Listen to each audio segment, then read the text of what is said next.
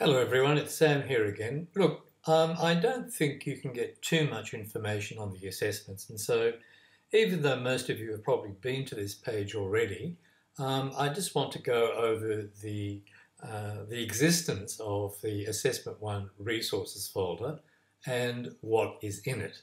And as you can see from this, you'll find several things. Firstly, the submission link, then the assessment details. You'll also find a sample reflection, a how to write a reflection, and finally the all and very important marking standards and rubric. So let's move on and have a closer look at each of these contents of the Assessment 1 resources folder, shall we? Okay, well here we are inside the Assessment 1 resources folder. And look, I'll just very briefly walk you through it because I know that you can read it in your own time anyway. Here I'm just basically wanting to draw your attention to it and make you aware of what's there. And perhaps maybe I can say a few useful things along the way. Well, the first thing that you're introduced to are the attached files. One containing the sample reflection, just here, this one. Then there's the help sheet for writing a reflection. And then there's the Assessment 1 marking rubric. All of these are very important.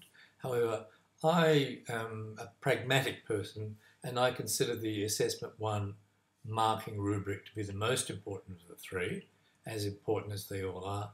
And I think this is the one that you should use as a checklist for yourself before you submit your work, and also in the online DB activities, perhaps using this or another rubric to comment and evaluate and respond to each other's work.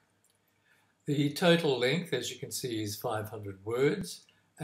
That's going to include 250 words for the infographic and 250 words for the reflection. As you know, the infographic is going to be one that uses Piktochart.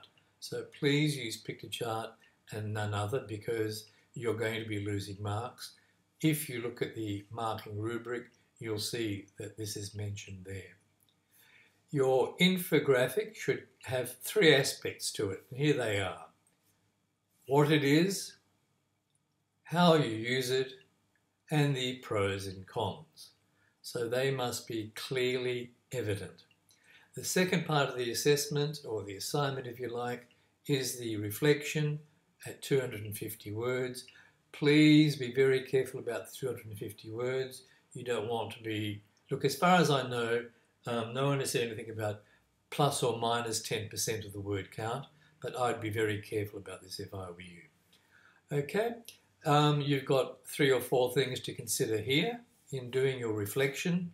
Don't forget there's also a help sheet for writing a reflection and also a sample reflection to help you going. A couple of things that you need to remember, so please look over this very carefully. All right, it mentions a sample Piktochart for you to have a look at as well. And in the submitting of your essay via Blackboard, remember that you're going to be creating a Word file. And in this order, your Word file should include a cover page with your name and student ID number, your infographic, which will be saved as a JPEG or a PNG, and your reflection. Then what you would do when you think all that is ready, you'd move down here and you would click on this to start the submission requirement, the submission process. Okay, well, look, I think that's about it. I hope this has been of use to you, and I look forward to seeing your final products. But in the meantime, don't forget to help each other out and ask me any questions as you need. See you next time.